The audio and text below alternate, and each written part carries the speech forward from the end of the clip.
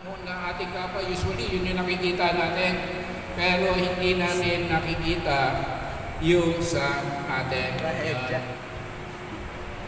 Okay, so CFC is a high priority for us. Yan. So bilang mga CFC, dapat ay dahil tinalaga na po natin ang ating mga sarili, sa CFC, siya na yung ating high priority. We entered freely into a solemn covenant with God. We ought to take it seriously because God take it seriously. Yan.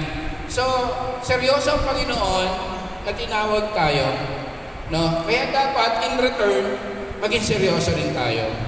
Napakahirap po, brothers and sisters, na ikaw lang ang umiibig. Samantalang, yung wala kang love in return. Nasubukan ko po yan eh. Nung before my wife, meron po ako nagustuhan na isang babae. No? Ang ganda-ganda niya, ang puti-puti niya, parang yung, wag mo na lagyan ng pangalan. Tapos, lahat binigay ko naman, no? Sinusundo ko sa gabi. Tapos nagsisimba kami parehas, parang hindi masaya. Tapos parang hindi ko maramdaman. Ayan. So parang ako lang masaya, parang siya hindi masaya. Ayan. Tapos minsan, nagising ako sa totohanan. Kasi nung nandiyan ako sa may 7-Eleven, bata pa ako, 7-Eleven na yun sa may Susano, Austria. Ayan, nadulas ako. Kaya nung makita ko siya, dumi-dumi ko. Tapos hindi tumatabi sa akin. Sabi ko, siguro hindi siya yung para sa akin. No? And then later, nagdarasal niya ako. Nakakatuwa kasi yung pinagdarasal ko, pumasok mismo, no, sa bahay namin. Kasi singles for Christ siya. Ayan. So nagkaroon ng household sa bahay namin, pumasok siya, nakahubad pa nga ako eh. Ayan. Tapos tumakita ko siya na humangin pa yung ko rito eh. Kaya sabi ko parang ito na. Ayan. Tapos nung ang suplada pala. Sabi ko, hi, I'm Danny Daya. Kapatid niya, yung ka-household niya. Sabi ko, huwag mo kalimutan ha. Sabi niya, hindi, palilimutin ako eh. Kilala kita ngayon bukas hindi na. Sabi ko, suplada. Yung pala sa Nova Desi, nagtatrabaho. Sakto, may utang nanay tatay ko ron. Di araw-araw ko nagbabayad. Ayan. Kaya, napalapit. Samantalang sa kanya, wala akong puhunan. Naging asawa ko. Hindi nga nakatikim ng tsokolate yun eh. Datingan lang ba? Huwag kayo maingay. Ayan. So talagang ganun eh. Pag destiny, di ba? Ayan. So, nasa na ba ako? So, CFC can be our primary help in becoming the person God intends us to be. Ayan. So lahat tayo, may plano ang Panginoon, no? Hindi tayo lahat nakaupo lang nakikinig. Dati, nung Youth for Christ ako ang... Oh no. Ala, parang hindi siya nakasaksak. Lagot, tapos na agad. Naku, hindi nakasagad.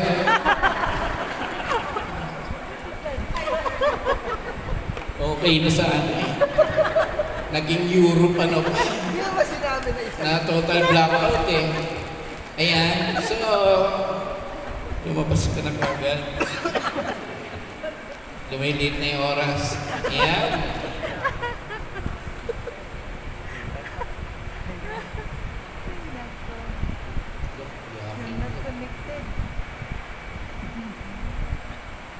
Ayan.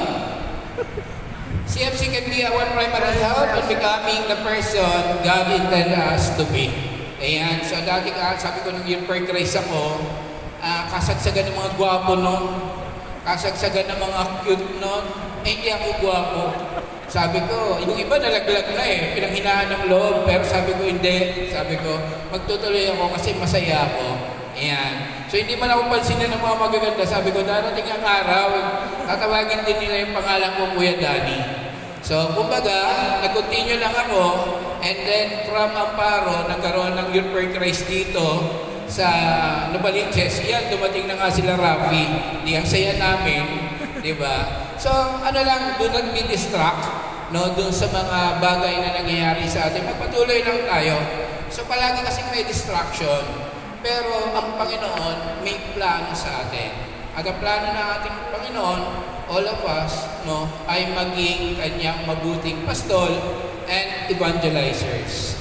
So, a way for the Lord to be first in our lives. Ayan. So, dun sa tinawag tayo ng ating Panginoon, ito yung way niya, no, for us na to be, na maturuan tayo na siya yung unahin natin sa ating buhay.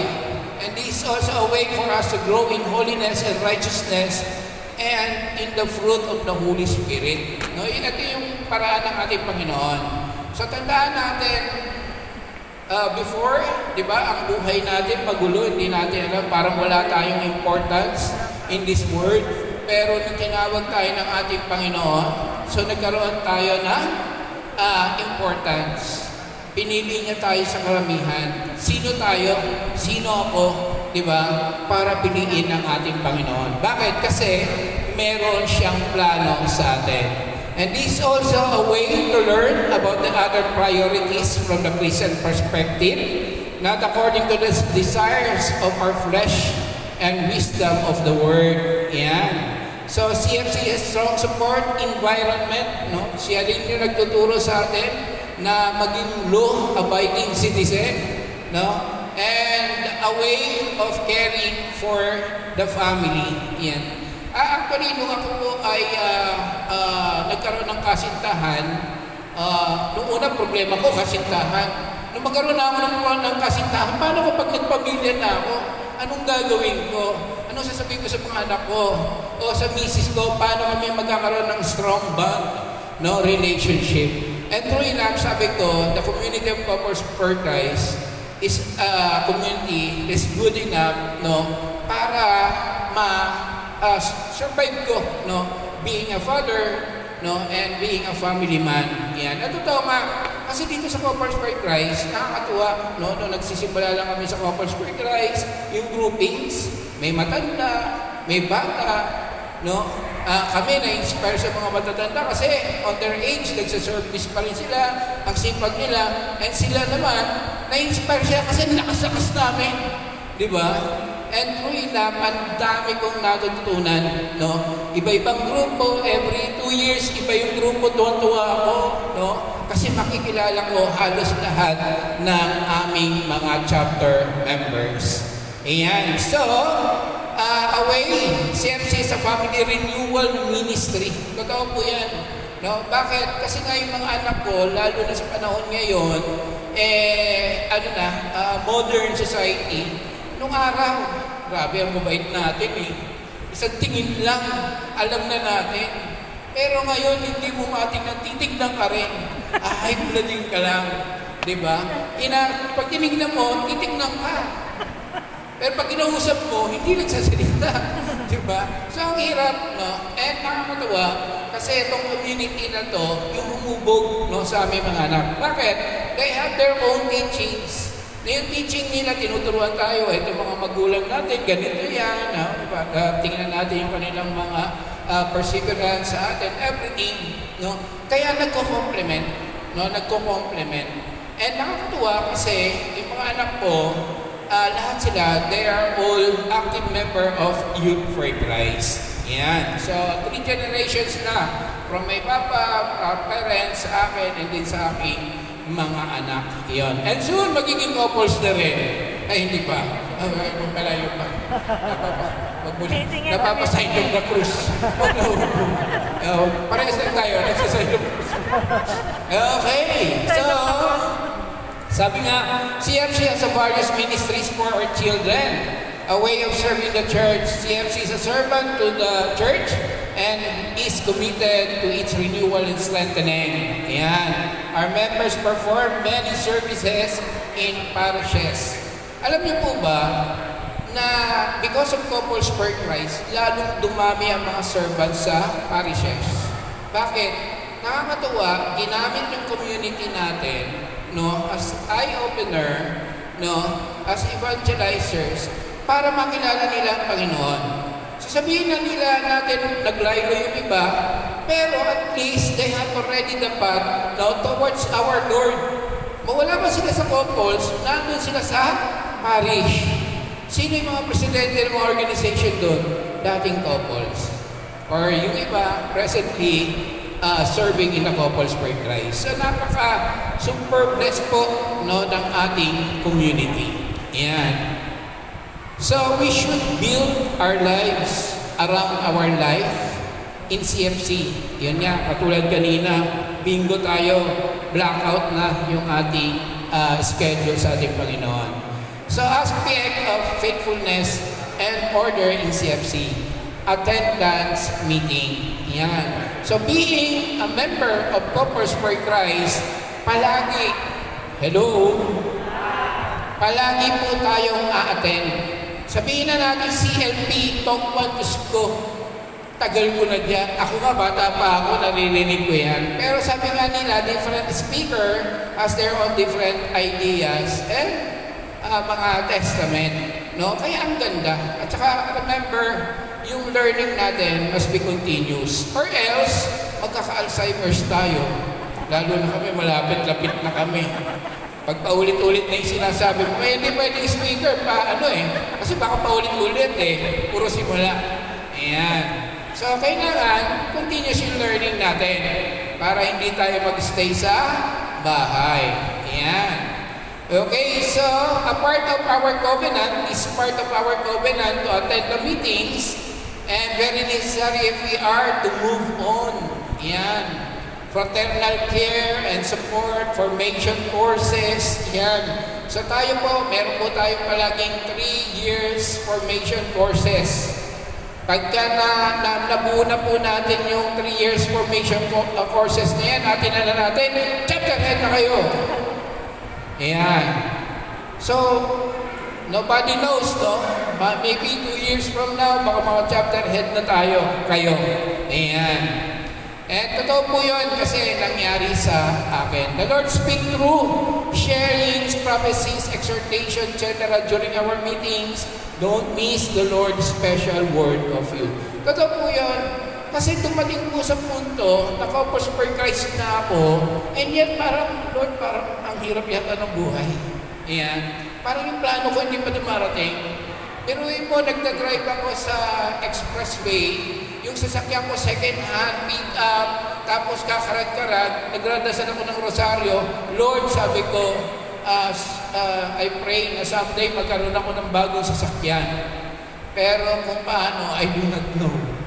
Di ba? Ganon? Yun yung ano ko yun yung positive side ko. Kung paano, hindi ko alam. Pero after a few years, nakapagpaneho nga ako ng bagong sasakyan. Di ba?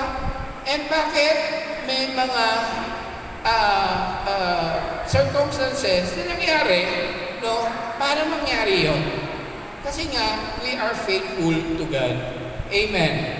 No, umiiyak ako Kasi pag umuulan, sako lang yung tabing ng sasakyan ko dyan sa expressway, north, kasi nga, nag-quail egg ako,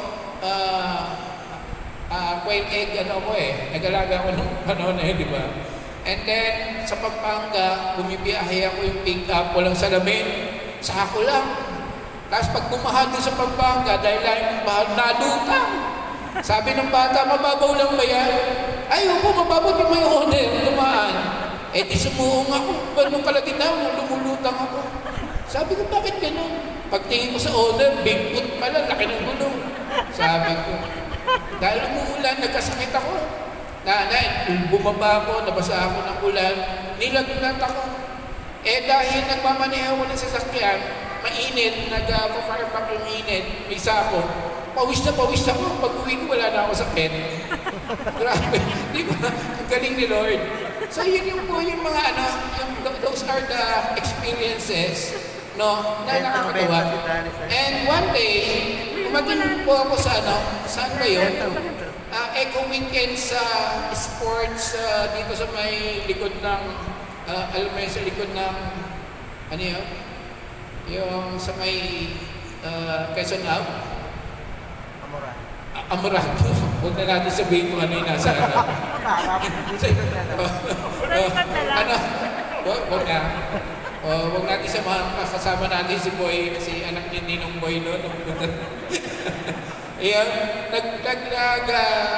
Eco Weekend yun. So that time, medyo meron kaming challenge sa finances ba. And then sabi ng speaker, sabi niya, if you think, no, you serve God with all your heart, mind, and everything, tanungin niyo siya, Lord, bakit ganito? After all the services, the commitment na binibigay ko, ganito pa rin ang buhay ko. And then ako naman, sabi ko, Lord, wala naman akong right para tanungin ka. Pero help me. Alam mo, after that, yun na isimula, no? Na naging maayos, naging maganda yung buhay. No? Because of the promises, because of the word, because of the exhortation ng mga nagsasalita in front. Kasi yung nagsasalita sa in front, God uses them, no? Na maging to prophesy para iparating sa atin kung ano yung kanyang personal message. Don't just excuse yourself on your own from meetings. Yan, wag po natin na-excuse yung sarili natin. Ay, hindi ako pwede, gano'n, everything. No? Kailangan palagi tayong may time. So sabi nga sa CLP, isa lang dahilan para umabsent ka. Yung between life and death. Grabe, lupit no? Totoo yun. Kasi in every word na maririnig natin sa ating Panginoon, it's a good word, no? Na naisip parating sa atin ng ating Panginoon. Yan. For most of us are still young in the Lord, informing the head of, the leader, minsan kapag hindi po tayo makaka-attend, let us be professional enough. No? And as a committed brothers and sisters, pag hindi ka makaka-attend, sabihin mo, sorry, hindi ako makaka-attend kasi meron akong ano. Kasi nga may value sa iyo yung community. Pero kung wala value yung community sa iyo, okay lang, absent ako. Gano'n naman talaga, pag wala, hinahanap, pagka nandun, hindi man, di ba? Pag nandun, hindi naman hinahanap. Yan. So, dapat, let us be active, no? Hanggat maaari, huwag po tayong absent. Don't allow the blessings in your life to become the obstacle. Minsan aso lang. May aso. Wala tao papakain sa aso ko. Hindi ako maka-attend. Diba? Minsan yung mga anak natin. No? Sabi nga ng Panginoon, sino mang nagmamahal sa kanyang anak, mga biyenan ng higit sa akin na hindi karapat-dapat sa akin. Diba? Kaya po. Diba? Kami ang dilig ng mga anak namin, iiwan lang namin sa bahay. Tapos pagdating namin, patong-patong sila doon sa kama. Ang dumi ng talampakan. Tulog na tulog. Di ba? Pero look at them now. Di ba? Yun yung mga nakikita namin before. So, even yung work natin, no? Dalasal-dasal tayo, Lord, bigyan mo ako ng work. Magsaserve na ako sa iyo talaga. Binibigyan ng work. Ay, graveyard kami. Hindi kami ubura, di ba? Sa amin, dumating din sa time na gano'n, anniversary sa Luneta, may kausap kami Korean, international, ang laki ng opportunity, inuna namin. Hindi kami matin doon sa unit 10 na yata ako noon. Inuna namin. Ayun, wala nangyari. Nahirapan pa ako mag-English, naubos pa. Ayan. So, totoo yun, no? Put God first, no, in our lives, and lahat ay aayusin ng ating Panginoon sa atin. Meron ako isang nung mag-CLP ako, meron isang facilitator, siya, security guard, nung member ko siya. And then, gusto niya talaga mag-CLP. Gusto niya mag-serve. So sabi niya, paano yan, naka-duty ako, ikaw, gawan mo ng paraan, no? Importante, ginawa mo yung way mo, and then let God do the rest. Alam mo, after the CLP, nag-exam siya sa Napocor as driver. Naging driver siya. Tapos ang dinadrive niya pa, director ng Napocor. One of the director. Tapos yung director na yun, lagi pa nag-abroad. Kaya palagi siyang nasa bahay lang. Pag nag-abroad yung kanyang boss, wala wala siyang trabaho, pero sinusweldohan siya. Pag nag-hotel yung boss niya, naka-hotel pa siya. Di ba ang bait, no? Ang bait ng Panginoon kung talagang uunahin natin siya. So sabi sa Proverbs 10:22, ang pagpapala ni Yahweh ay kayamanan na walang kasamang kabalisahan. Grabe, nakakatakot. Meron pang parang totoo na, Lord. Lord, huwag muna, Lord. Ayan. When we honor God by our right priorities, He will bless us. Totoo po yan. Pexman. Yun lang. Bawal daw yun. Pexman, no? It happened to me at mangyayari po yun sa bawat isa sa atin. Ayan. Di ba nakita mo nung kabataan natin? Wala kang pabili ng turon eh. Ayan. Pray the Lord will protect your CMC schedule. Totoo po yun. No? Gagawa ang Panginoon, ayusin niya yung schedule natin basta't gusto niya.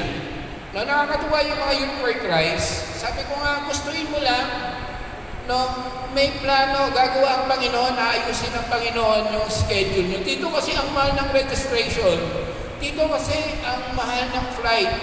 So, ginawa nila yung way nila, nakapunta sila ron, at nagkaroon sila ng allowance, no, para meron silang pamapamasahe doon. Tuwa-tuwa sila ron.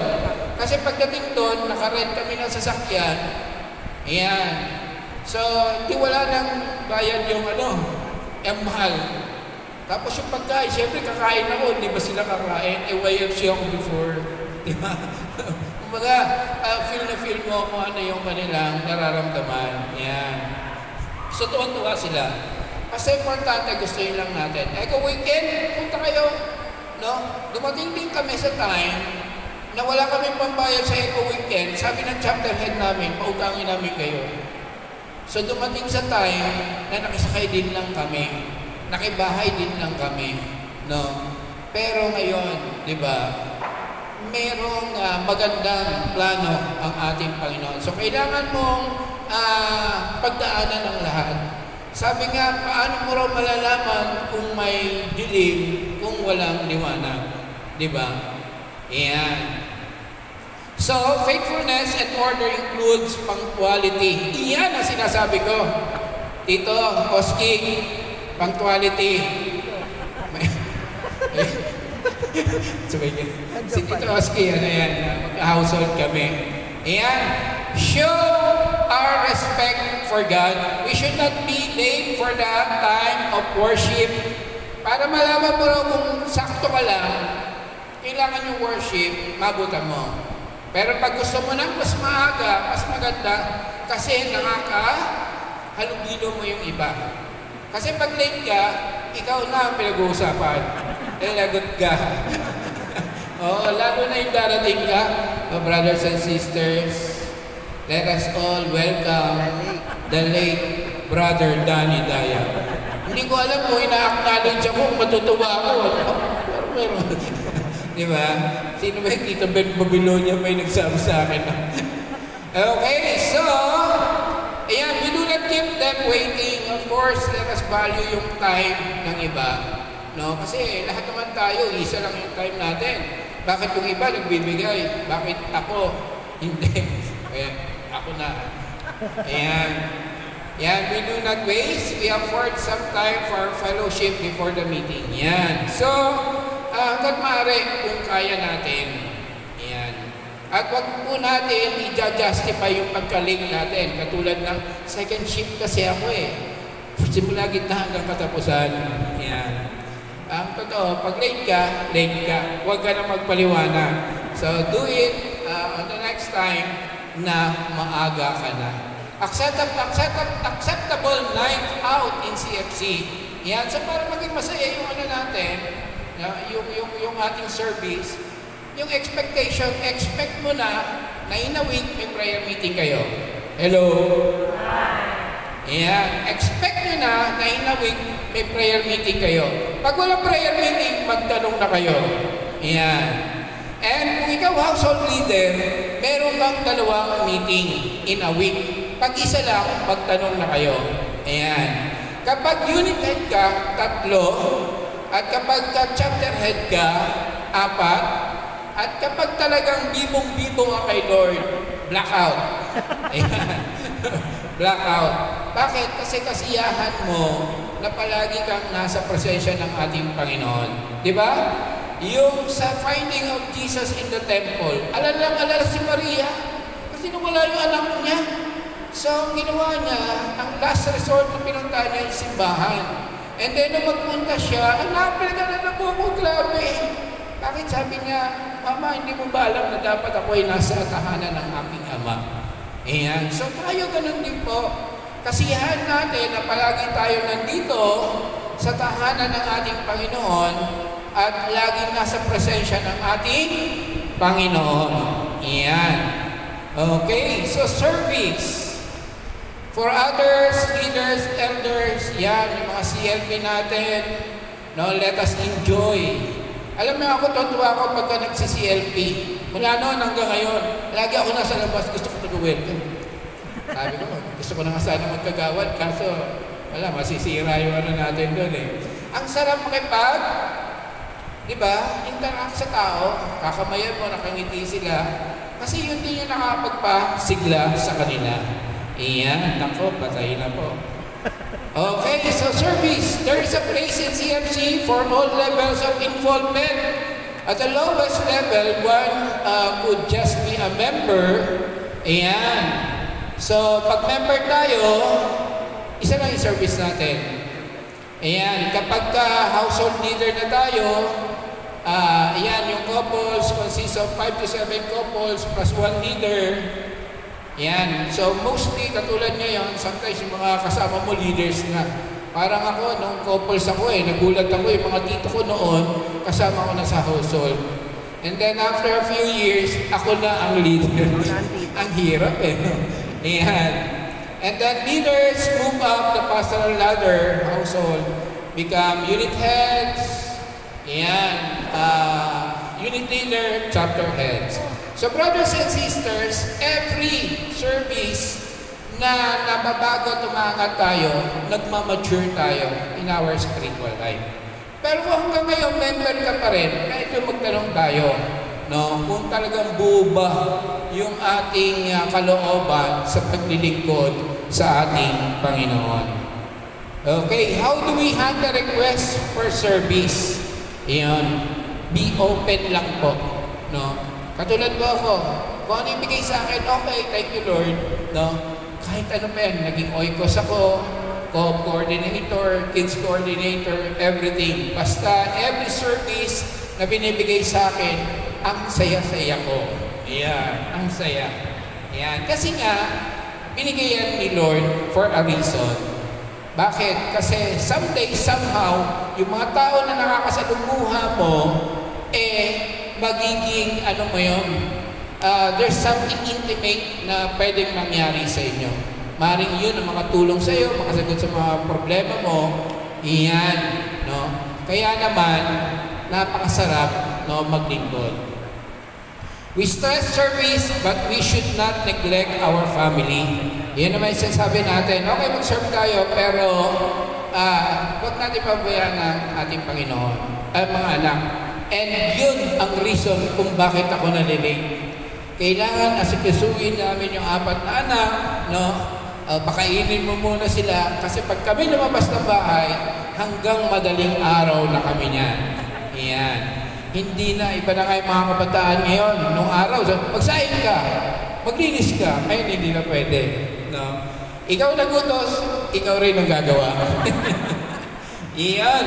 Okay, so other considerations, we often necessary to cut back on some fronts. Yan. So yung mga bagay na hindi makapagpapalago ng ating personal relationship sa ating Panginoon, alisin natin yan. Lalo na tayo na nagkakaedad, malapit na tayo. Yan. Kaya, ibigay natin yung ating sarili sa ating Panginoon. Ayan. So, hindi ko na ako mag-conclude kasi nagsisimula naman tayo na another